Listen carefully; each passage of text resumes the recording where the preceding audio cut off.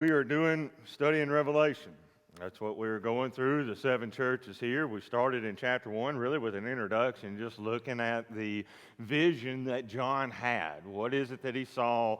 And we talked about how Christ is standing in the midst of those seven lampstands, and the lampstands are the churches. That's what the church is supposed to be, a lampstand, a light for all to see. That's what we're supposed to be, for people to see Christ in of us. And we talked about the different churches in Ephesus and how Ephesus was all about the truth, and they were very guarded when it came to the word and all that. The problem is that they lacked love, in particular their first love to Christ. Talked about Smyrna, the fact that they were the suffering and the persecuted church. They didn't have any problems. Christ did not point out, didn't go through the usual pattern. Remember, the pattern is for every one of these letters, basically, that you get introduced to the church. Christ introduces himself in a unique way that applies to the church and the issues in those churches.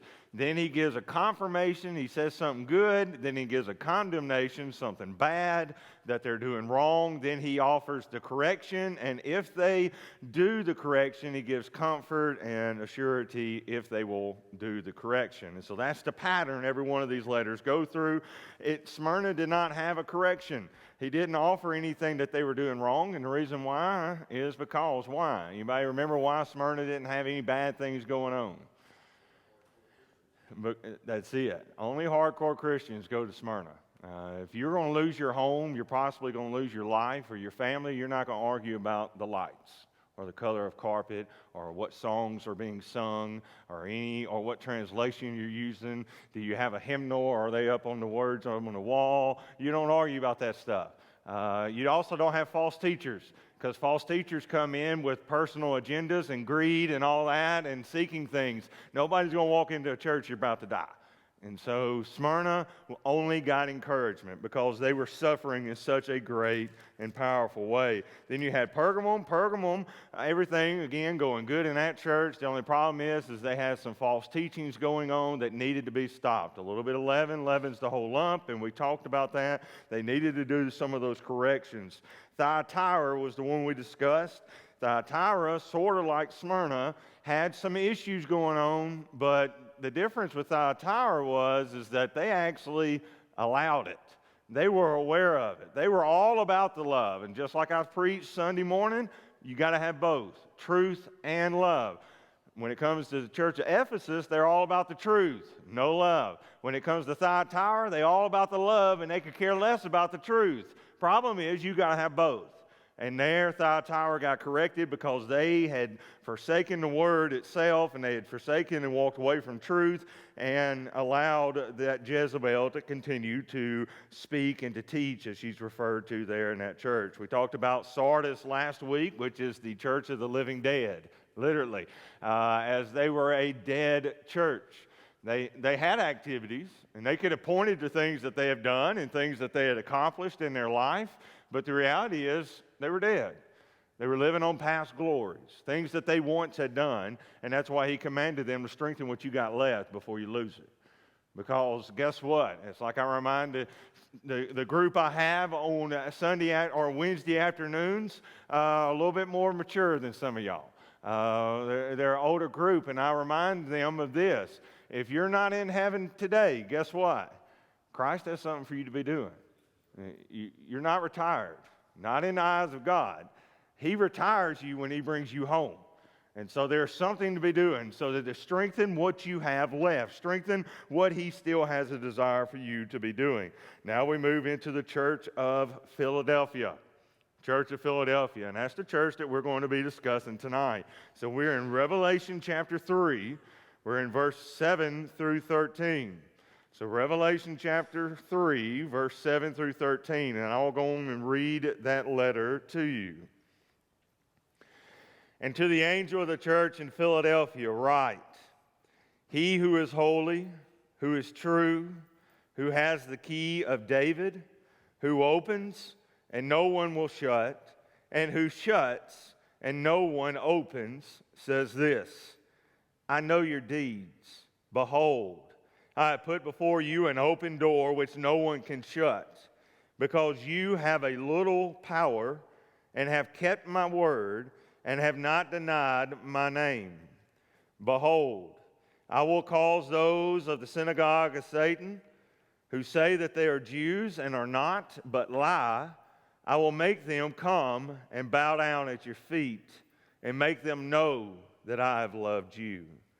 Because you have kept the word of my perseverance, I also will keep you from the hour of testing, that hour which is about to come upon the whole world, to test those who dwell on the earth. I'm coming quickly. Hold fast what you have, so that no one will take your crown. He who overcomes, I will make him a pillar in the temple of my God, and he will not go out from it anymore. And I will write on him the name of my God and the name of the city of my God, the new Jerusalem, which comes down out of heaven from my God, and my new name. And he who has an ear, let him hear what the Spirit says to the churches. That is the letter to the Philadelphian church. All right. Before I just jump right into our normal pattern and talk about the city and how Christ introduces himself in the letter itself, I sort of want to set it up a little bit and give you a little bit of an illustration to get your mind going to where we're going to be headed eventually when it comes to the application of what this letter is addressing and pointing us to. There was a study done by Richard Wiseman.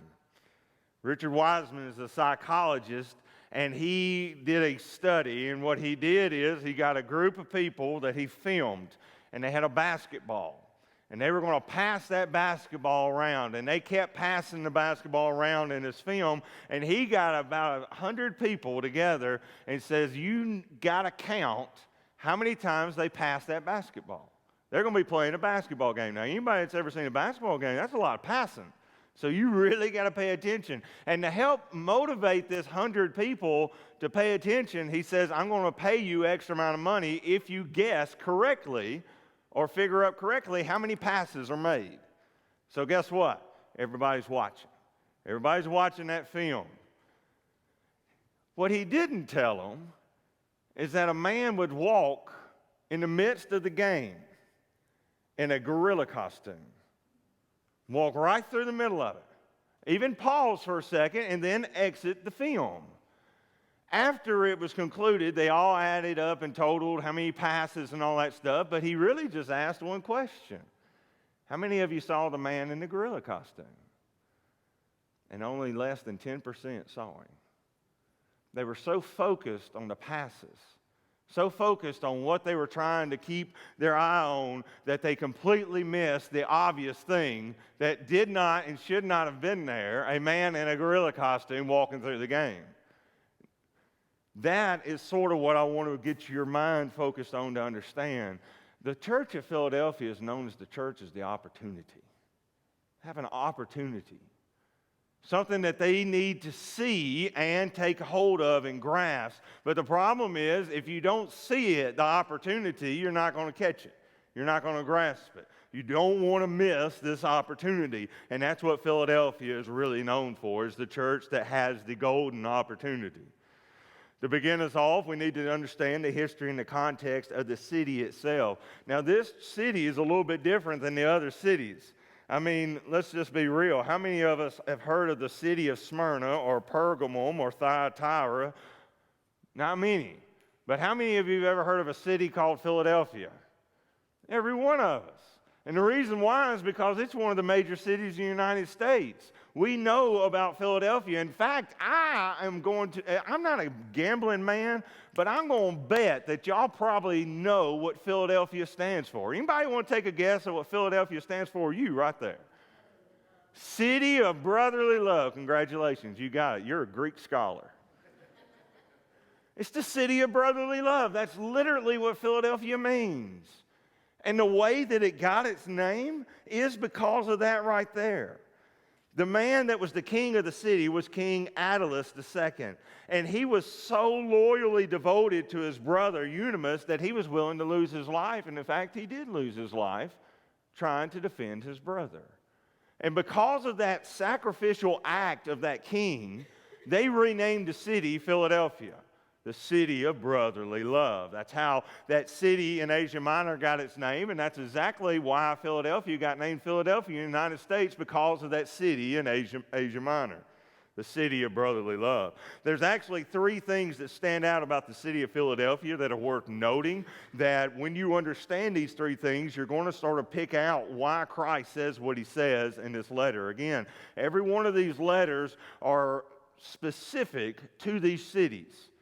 All right, every one of them are written to a specific city, and that's why I enjoy this study so much, because Christ knows these people. He knows the context that they're in. He knows their situations of each one of these local church, and y'all need to understand, Jesus Christ cares about the local church. He is actively involved in it. Not just the global church, but the local church. That's why it's important for Christians to be involved and to care about the local body of believers, because Christ cares. And if Christ cares, guess what we ought to do? We ought to care. If he's going to take time to note what these people are doing good and what these people are doing bad in these local bodies, guess what Christians need to be involved in? The local body. That's why these letters are important. We're learning about these churches. The three things that are notable about Philadelphia that are probably reason why they are dressed the way they are in this letter is simply this.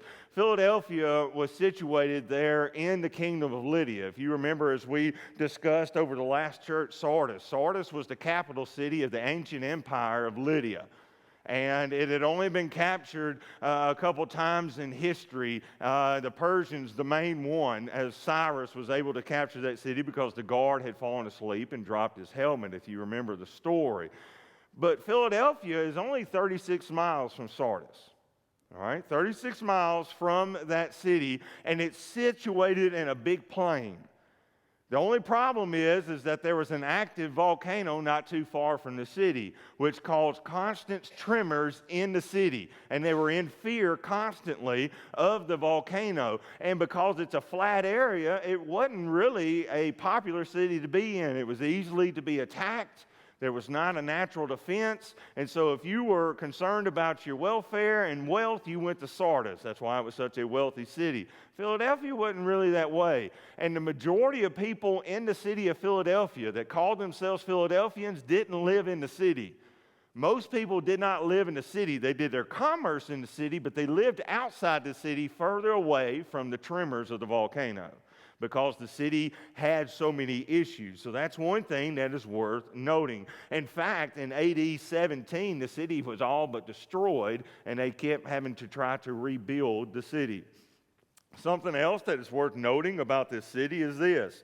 It was not known as Philadelphia really at the time that this letter was written, before, even after. The city got renamed. We know it as the city of Philadelphia, but that was not the way it was called in the Roman Empire. In the Roman Empire, it was known as Neo-Caesarea. The reason why is because the Emperor Titus renamed the city, because they loved the Emperor Titus so much. They worshiped the emperor, the Roman emperor, so much, he renamed the city. It wasn't the city of brotherly love anymore. It was simply Neo-Caesarea.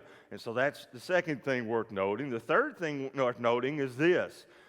The city of Philadelphia, the reason they would continue to rebuild that city and allow people to stay there, even though it was constantly under tremors because of the earthquake, is because of its location. It was right on the edge of the Roman Empire, and two other empires almost met right at the city of Philadelphia. So it's a border town for the Roman Empire. And it was in that flat valley, so there was no need in building a garrison.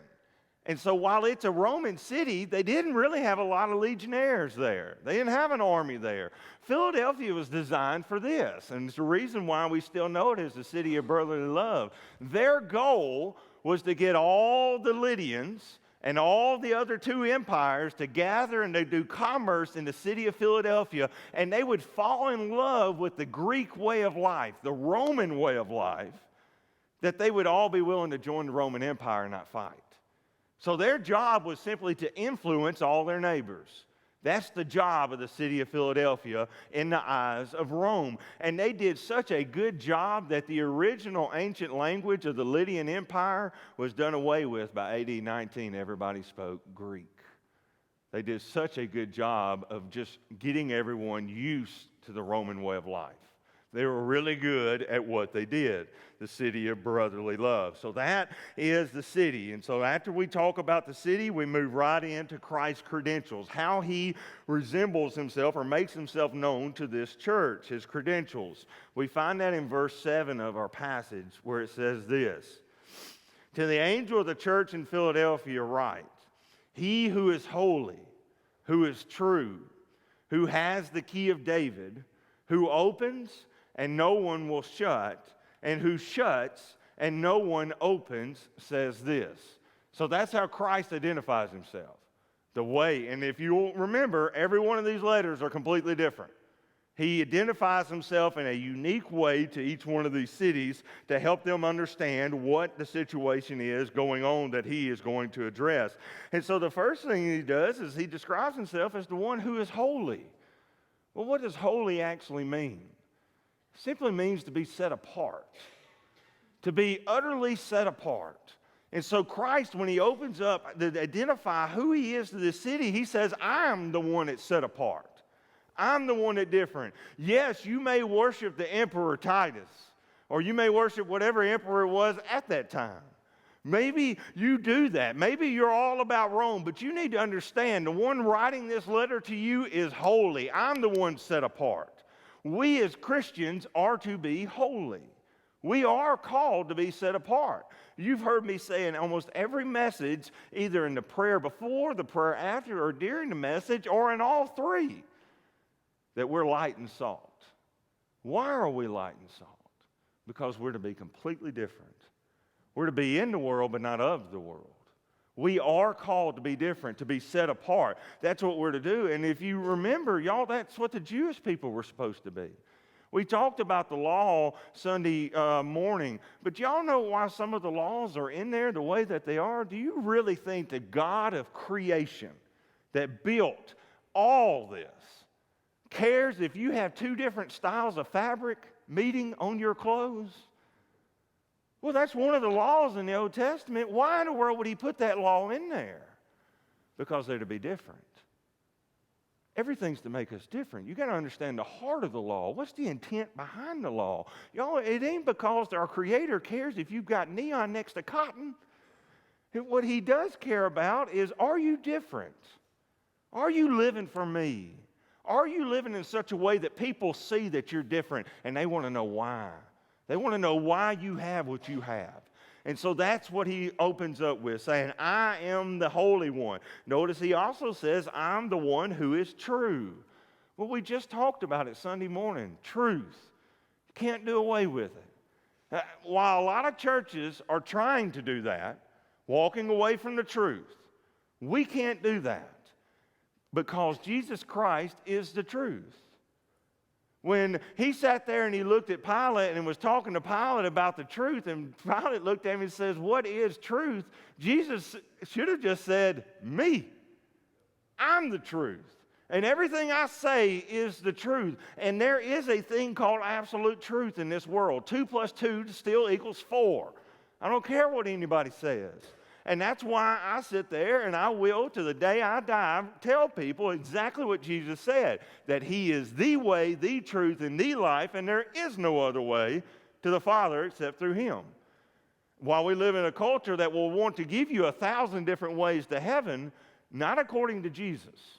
According to Jesus, there's one way. According to his apostles, there's no other name under heaven which a man must be saved other than Jesus. It's the only way. And so not only the apostles, but Christ, they all understood the truth. And they need to know who is truth. It's all about God. So he introduces himself as the one that is holy, that is set apart, the one who is true. Here's that weird phrase, though. The one who holds the key of David. The key of David. This one took me a little bit longer to try to figure out exactly, and I did some study and research, and to be honest with you, the one that I found that absolutely nailed it, I'm just going to read you exactly what he said. His name is John Wolford, and he clarifies it perfectly, and he does a great job. And so I don't believe in reinventing the wheel, y'all. I'm just going to read you what he said. This is what Wolford said. Here is the illusion. This illusion seems to be pointing us to Isaiah 22:22, where, speaking of Eliakim, the son of Hilkiah, it is recorded that the key of the house of David will lay upon his shoulder. So he shall open, and none shall shut. And he shall shut, and none shall open. Almost identical words. Eliakim had the key to all the treasures of the king. And when he opened the door, it was opened. And when he closed that door, it was closed. Christ, the great antitype of Eliakim, has the key to the truth and to the holiness, as well as the opportunity to service and testimony and to the riches of God. That's what he's saying to these people. So he introduces himself to those in Philadelphia that I am holy, I am true, and I'm the one that's got the key of David. And what that simply means is this: if you want to accomplish something in this world, you want to accomplish something great, you don't sit there and look over to Rome and to Rome to try to figure out how to do it. I'm the one that's got the key.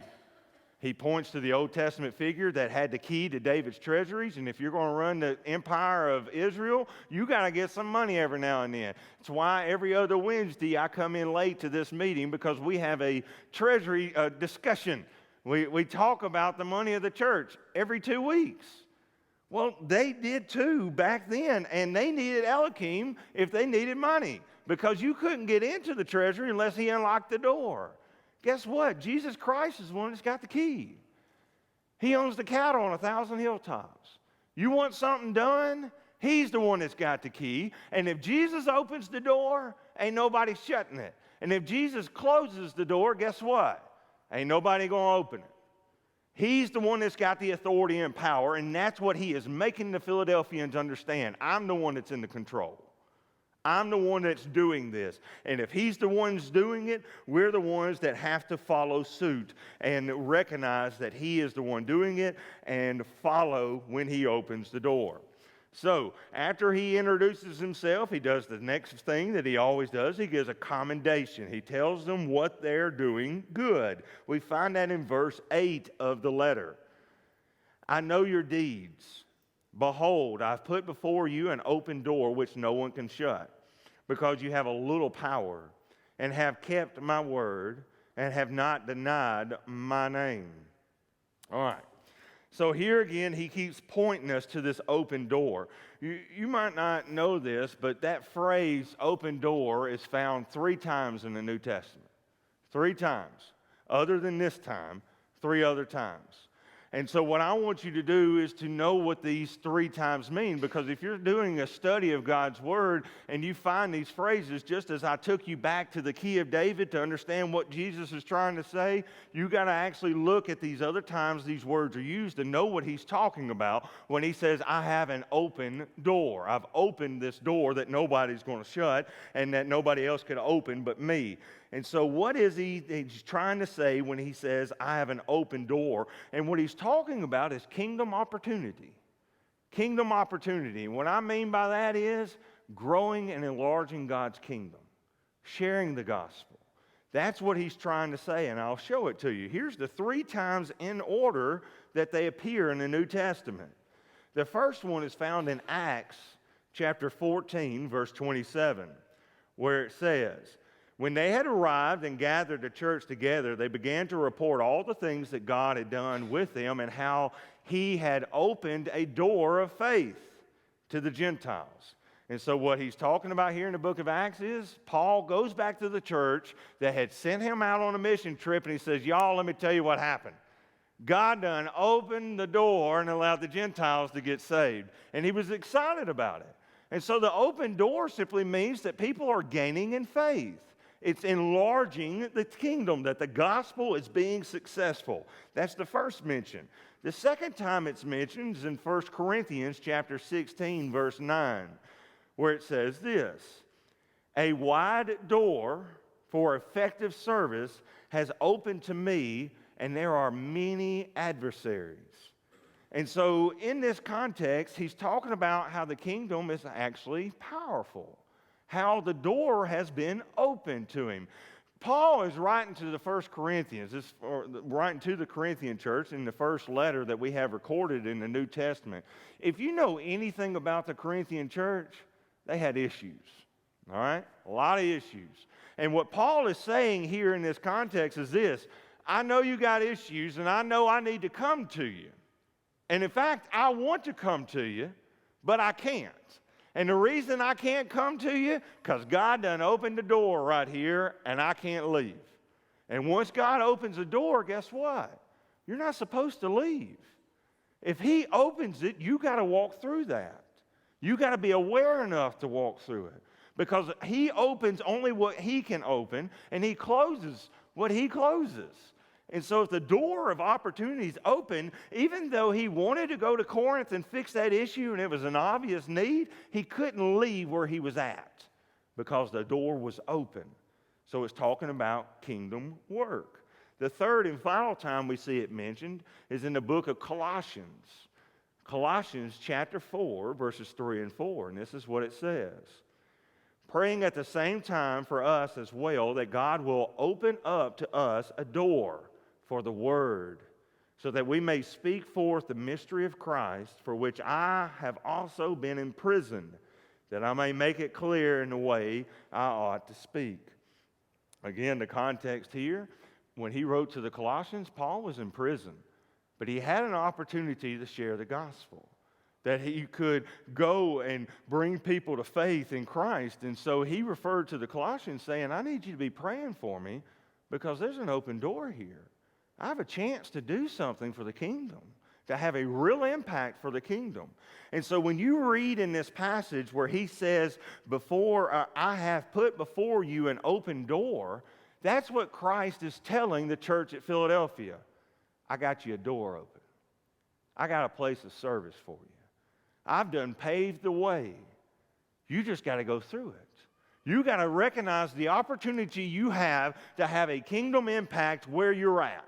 That is what he is telling the church here at Philadelphia when he says, I have opened the door. You now have a chance to move. And so there's potential for them to absolutely do this, to move forward through this open door. Y'all have to understand that Paul knew this, and so did the other apostles knew this. And I'll give you an example. How many of y'all remember Paul on his second missionary trip? He was in Asia Minor, which is where these 7 churches are located. And what he wanted to do was to go across the northern section of Asia Minor, but the Holy Spirit wouldn't let him. Absolutely wouldn't let him. So then he decided, I'm going to head southeast through Asia Minor, which is exactly where Philadelphia was located. And guess what the Holy Spirit did? Nada. You ain't going.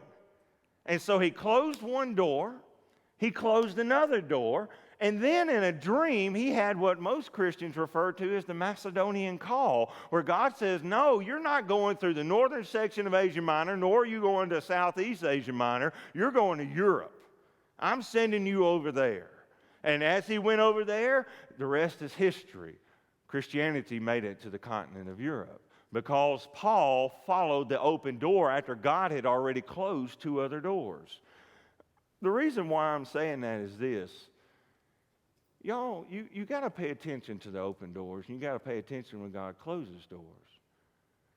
I truly believe, and again, you got to remember that most of the time that I've served as a pastor has always been in revitalization work, where I'm serving churches that are dying, okay, trying to help them revive and come back. Most churches that are dying, which is the majority of the world, y'all do realize that more churches are closing every day. In fact, they're closing more now than they've ever closed before. It's just simply, they're dying all around us. A lot of people just don't want to pay attention to it, but it is the truth. We're losing about 150 to 200 churches a week. It's a lot, y'all.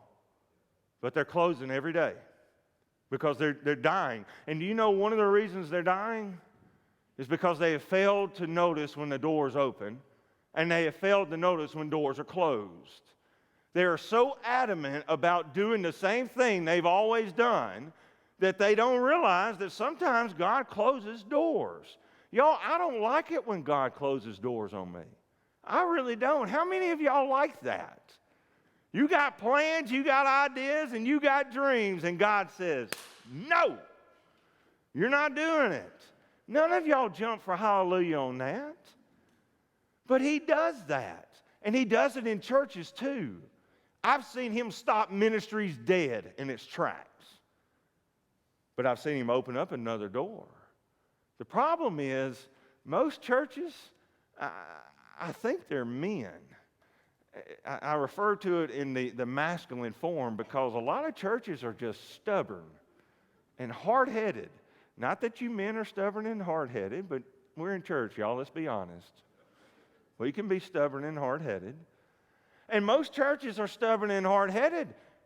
And we've been doing this ministry for 15 years. It might not be working now, but it'll work sooner or later. Am I wrong? You who have been in churches for a while? No, that's exactly what they do. And they will bullhead their way through that door. And guess what? If Jesus don't open that door, does it open? No, you just keep beating your head against that wall. And that's about how successful most churches are. They're beating their head against the wall. But they're not looking for the doors of opportunity that are out there. I tell this to every church I've ever served. I hadn't told it to this one yet because it hadn't needed it yet. It will. But now you're going to hear it. And here it is. Y'all want the same result? Keep doing what you're doing. You want the same result? Keep doing it. Most churches are dying. You want to keep dying? Keep doing what you're doing. If you want something different, you want life to come into a church, you better start looking for another door. You better see where Jesus is working and join him. If not, you just keep doing it your way, and then you're going to end up like these 7 churches. And let me remind you, none of these churches are still in existence. None of them. They're all gone. The lampstands that he placed in Asia Minor are no longer. And so he was serious when he told them, I'll remove the lampstand. Churches can die, and they're dying every day. And the majority of it's because they don't take hold of the open doors. They don't look for the ways that they can make a kingdom impact in the area that they're at. That's what he's trying to tell these people. You've got to wake up to these open doors that I have opened for you. You've got to actually start moving where the Lord permits. And so let me ask you this question since we're already at this subject. What do you pray for? What is it that you pray for? Do you all ever actually keep a list of what you pray for? I ain't asking, or do you pray? Please tell me you pray. It's the greatest weapon he ever gave us. But what is it you pray for? Are you really praying for open doors? Are you praying that he'll awaken you to the open door? To the open door to your lost loved ones. You know, I got people in my family that are lost. They may say they're saved, but they don't live like they are. I hope you're like me, and I pray that God will open a door in their life that I can share the gospel with them. And it make a real impact and change their lives. Are you praying for that open door? Are you praying for the open door for your church to make a real impact in this community? Is that in your prayer list? Is that what you pray for? Because if you're not praying to see the open doors, you're not going to get it. You're not looking for it. You need to be actively praying that God will reveal to you where he wants you to get involved and serve. Because my Jesus is still opening doors. And he's still closing doors. And we got to be prayed up enough and sensitive enough to the Holy Spirit to know when he opens a door and when he closes a door. And not be pig-headed enough to keep banging your head against a closed door. And not open it to the truth that he might have opened the door right over there. And there's where the ministry's at. That's where you can make the kingdom impact. That's what he's trying to tell the church of Philadelphia. I got your door open. It's open. So what are you praying for? If you're not praying for open doors, don't be shocked when you don't get one. Don't be shocked. Jesus Christ specifically said this. You have not because you ask not. You want an open door in your life? Guess what you better be doing? You better be praying for it. You want to have an open door to have an impact in your family? You better be praying for that open door. You want to have an open door in this community? You want to have an open door in this church? You want to have an open door in whoever's life or a specific ministry? You better be praying for it. Y'all, I can't tell you. Actually, I can give you a really close estimate. I spent a year at his place, which is a Christian rehab, and every night, and I think I've said this before from the pulpit, I had a Bible over here, and I couldn't read and understand it. I could read it, but I couldn't comprehend none of it. So I had a Bible here, and I had a commentary here. And I would read a chapter in that Bible, and I'd read a chapter in the commentary. It was a MacArthur, whole Bible commentary. And that's what I did every night. And I would pray, because I didn't want my life no more. I didn't. I was the most miserable human being there was. I didn't want to live anymore. I couldn't live sober. So why in the world live? And so I told him, if you want to use me, use me. But you're going to have to use me. And that means I got to equip myself with your word so that you can use me.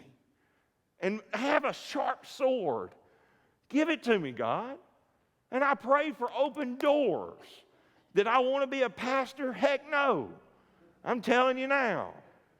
I'm the only man that came into the pulpit kicking and screaming. I wanted to run a Christian rehab. That's what I wanted to do.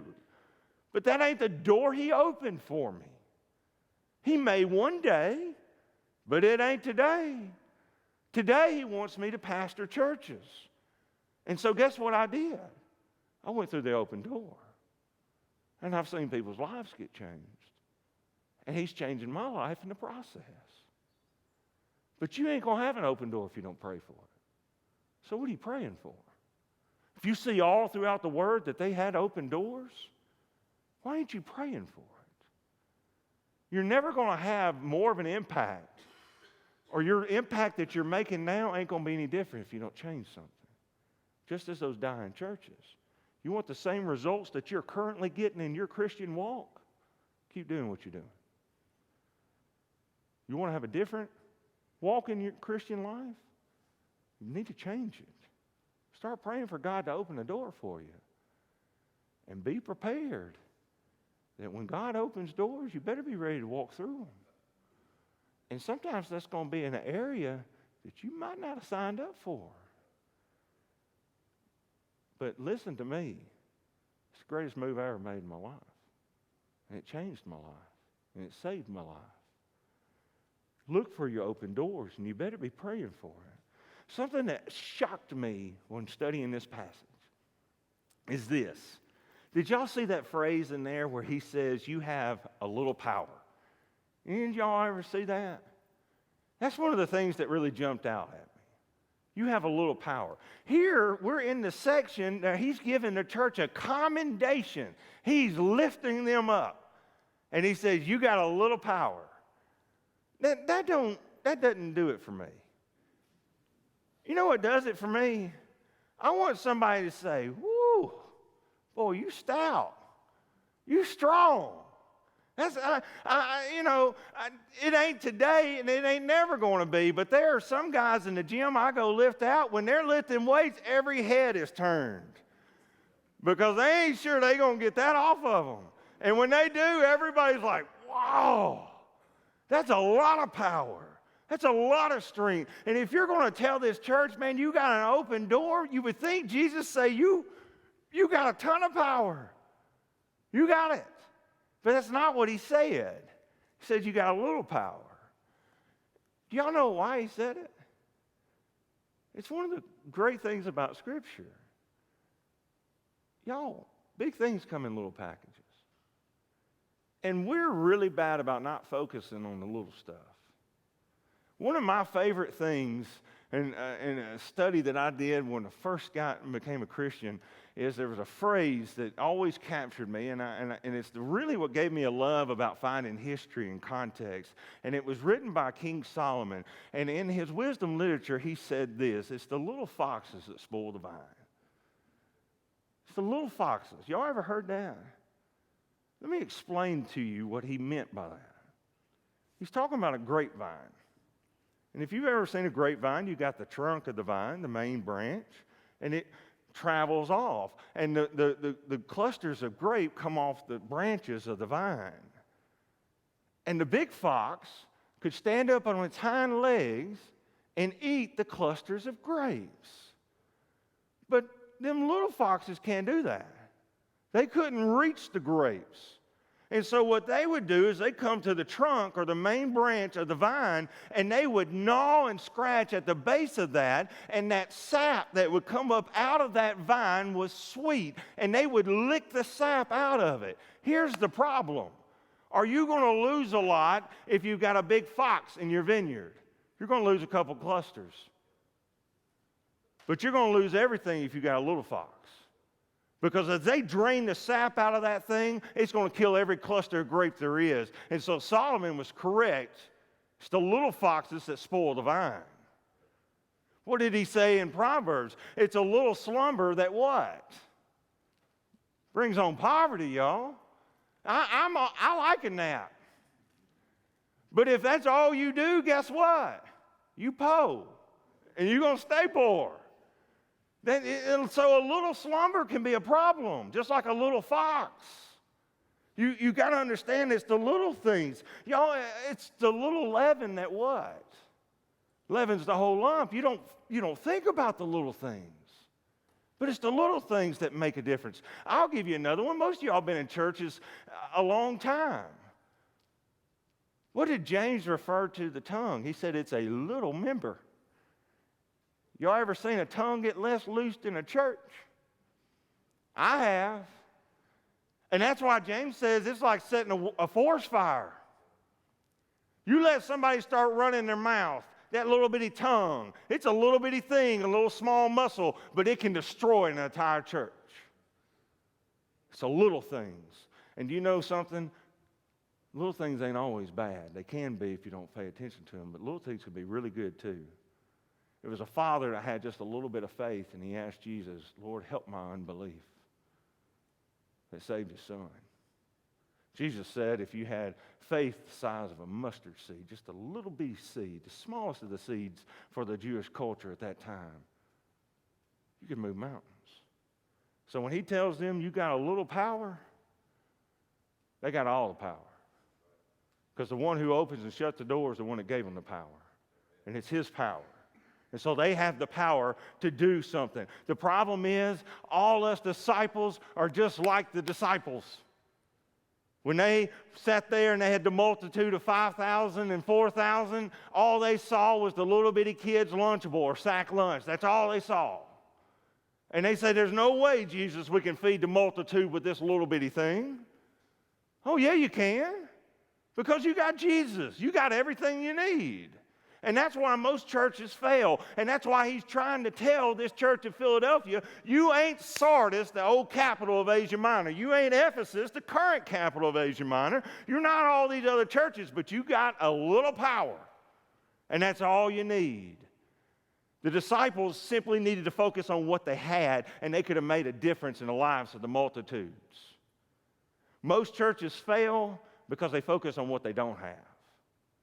I ain't got enough time. We ain't got enough money. We can't do that. We're not big enough. We're not fancy enough. We ain't got the musicians. We ain't got the instrumentalists, that word. You ain't got the preacher that looks good in skinny jeans. We ain't got it. Y'all didn't need to know I didn't look good in skinny jeans, did you? Yeah. I'll take my word for it, brother. Yeah, there ain't enough fabric in the world to put it in place. Let me explain something to you. We always focus on what we don't have. We got everything we need. We got Christ. And if he opens that door, then he's already given us everything we need. Quit focusing on the little stuff. Focus on what you got. They had a little strength, a little power, a little untapped potential, and that's all they needed to make a great impact. And y'all, what was Philadelphia designed for in the first place? To have a Greek influence on Lydia and the other two kingdoms, and they were really good at what they were doing. And what Christ is saying, you got that chance. The whole world's coming. You got 3 empires gathering in that city. You've got all the chance you need. You have all the potential. The door's open. Let me tell you something that was really important to me when I was feeling called to this church. Y'all, when I grew up here, there in Athens, I remember you had about 20 minutes worth of cotton fields to drive from Athens to Madison. And then from Madison to Huntsville, you got another 2 minutes of cotton fields. Guess what you don't find on Highway 72 anymore? A cotton field. They're non-existent. What have you noticed has happened in Priceville? Y'all, every time I turn around, there's another house. It's another subdivision. The world's coming here. Huntsville is one of the fastest growing cities in the entire United States. They're moving here to sleep and to work everywhere else. You don't think he's got a door open for us? Why do you think I prayed about it and then was so enthusiastic and wanting to come? Because I knew he was opening up a door. And I didn't know what he was going to do, but I knew the potential was amazing. If we would truly recognize the door that has been opened. Notice he says the phrase, have kept my word. Y'all, they're being faithful. We talked about it simply this past week. We live in a country that is tossing this word aside. They don't want the word anymore. But Philadelphia was holding to the word. We got to hold to the word. Keep it.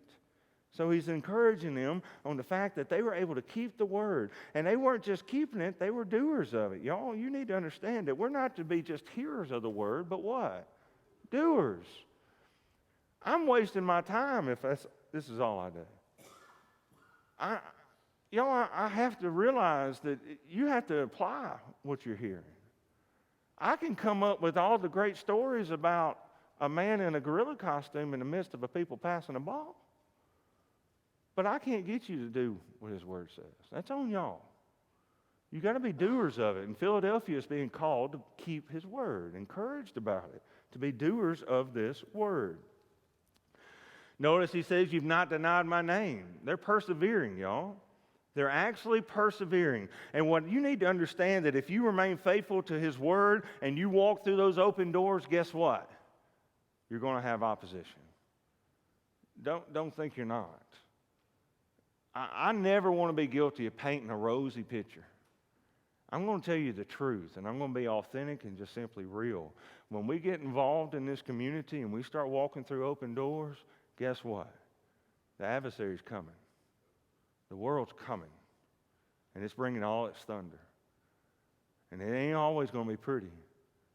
But as I told y'all, my favorite proverb, where there ain't no ox, the stable's clean. But you want a big harvest, you better have an ox. That means you got to put up with the manure. Going to have to put up with it. And so they were persevering in those trials. They were continuing to go through it. And so now Christ ends up giving the comfort. We'll end this real quick. Starting in verse 9 begins to comfort. He says, behold, I will cause those in the synagogue of Satan who say that they are Jews and are not, but lie. I will make them come and bow down at your feet and make them know that I have loved you. What he's saying to them is simply this. He refers to them as the synagogue of Satan. We talked about this earlier in the letters as the same phrase was used earlier. It's not like the Jews were worshiping Satan. It's not like when you walked in, there was a whole bunch of Satan worshipers. They were just Jewish people living for the world. And who's in control of the world? Satan. And so it's the way Paul says in Ephesians, everybody was under the control of Satan. Everybody. Everybody still today in this world that have not given their life to Christ is under the control and the influence of the ruler of this world. Everybody is. That's why there's still evil in this world, still fallen, still in the condition that it's in. And so you need to understand that you're either with Satan or you're with Christ. There's your options. You're a goat or a sheep, a teat or a wheat or a tare. That's what you are. You don't get other options. There's no C. It's A or B with Christ. It always has been, and it's still today. A and B, not a third option. And so they were the synagogue of Satan. One of the cool things that I take away from that little verse right there of comfort is this. We serve the ultimate justifier. They may have been making the lives of those people in Philadelphia, giving them hell. Guess what? One day it's all going to be righted. We live in a world today that there's some things that ain't ever going to be righted. You can go and look and search your Netflix or search your Hulu accounts or whatever it is that you watch. You'll see that they have cold cases, things that were never solved, murders that you never know who did it. We live in a world, y'all, that some things you'll never see justice. There are some wrongs that will never be justified in this world. But one day it will, because they're going to come before the justice, the God who will make all things right. And these people, even though they are being persecuted, one day the persecutors are going to bow down to those they persecuted. And just as word says, that he will rise up those that are humble and those that are proud, he's going to knock them down. We have one day he's going to set it all right. Now look there at verse 10. He says, because you have kept my word of my perseverance, I'll also keep you from the hour of testing, the hour which is about to come upon the whole world, to test those who dwell on the earth. Here he's talking about some great cataclysmic event that is going to happen. He says those who dwell on the earth, that comes upon the whole world. And so this is not a local issue. This is apparently a whole world issue, as he mentions it twice there in the same sentence. And so in my opinion, he's speaking of the great tribulation that is going to come and fall upon this world. There is still going to be a falling away, a tribulation. Now, you can look in verse 11 that comes right after it. He says, behold, I'm coming quickly, and hold fast to what you have so that no one will take your crown. Let me ask this question to you real quick. When it says I'm coming quickly, did he come quickly? Let me just say this. Y'all need to understand that God's timing is not our timing. Ain't never been. Word makes that absolutely clear. And I'll give you case in point an example of those who were given many promises and the promises just simply never came. I can take you to the great hall of fame of faith. You go to Hebrews chapter 11. He goes through the list from Abel to Noah, to Abraham, to Isaac, to Jacob. He talks about David. He talks about the mighty men. He talks about all of them. But this is how he ends it in verses 38 through 40. Men of whom the world was not worthy, wandering in deserts and mountains and caves and holes in the ground. And all these, having gained approval through their faith, did not receive what was promised, because God had provided something better for us, so that apart from us, they would not be made perfect. They never got the promise, but God had something better for them. But they were held up and had approval through their faith. And I tell you, when you read these 7 letters, every one of them are calling them to hold fast to their faith. And we put our promises and our trust in the God that's going to provide. It may not always look the same way that we think it's going to look. Those of the Old Testament didn't get the promises they automatically thought. I mean, Abraham assumed he was going to have descendants that numbered the stars of the sky. How many kids did he get? 1. Well, technically 2. Shouldn't have, but he got 1. Y'all, we don't always understand. They thought the promised land was just going to be given to them right away. And there's so many different things. But here's the deal. His timing is just different. We just need to hold fast to our faith, which is what he calls them to do here. Then the last 2 verses, 12 and 13, he says this: he who overcomes, I will make him a pillar in the temple of my God, and he will not go out from it anymore. And I will write on him a name of my God and the name of the city of my God, the new Jerusalem, which comes down out of heaven from my God, and my new name. He who has an ear, let him hear what the Spirit says to the churches. And so here he's telling them that I'm going to give them a new name, and they're going to have the ability to dwell in my temple, this new Jerusalem that is coming down out of heaven. How does this speak to the church at Philadelphia? That's why you need to know the context and the history of the church of Philadelphia. This is a city that had their name changed by the emperor who they worshiped. And what Jesus is telling them, yeah, the emperor may have changed your name, but I'm going to change your name. And you live in a city that you're fearful to stay in because of the tremors and the conditions. But I'll tell you, I'm going to have a home for you that you're going to get to stay forever. That is what he is telling them, to give them the confidence that if they'll remain in their faith, that's exactly what's going to happen if they will simply overcome. And so in closing, I just want to simply say this. Do we go through the open doors? Are we praying for the open doors? Because Philadelphia had an open door given to them. They had a chance. And y'all, I'm telling you now, Shoal Creek has a chance. We have a chance to have a wonderful kingdom impact in this community. We just need to be praying for open doors. And if you're not praying for open doors and praying for how you're going to impact and have a role in that, then you're not helping the church. Because he's the one that opens the doors. So you better be talking to him about it. It's all of us praying together and working together through these open doors. Y'all, we can have a wonderful impact if we'll just pray for the open doors.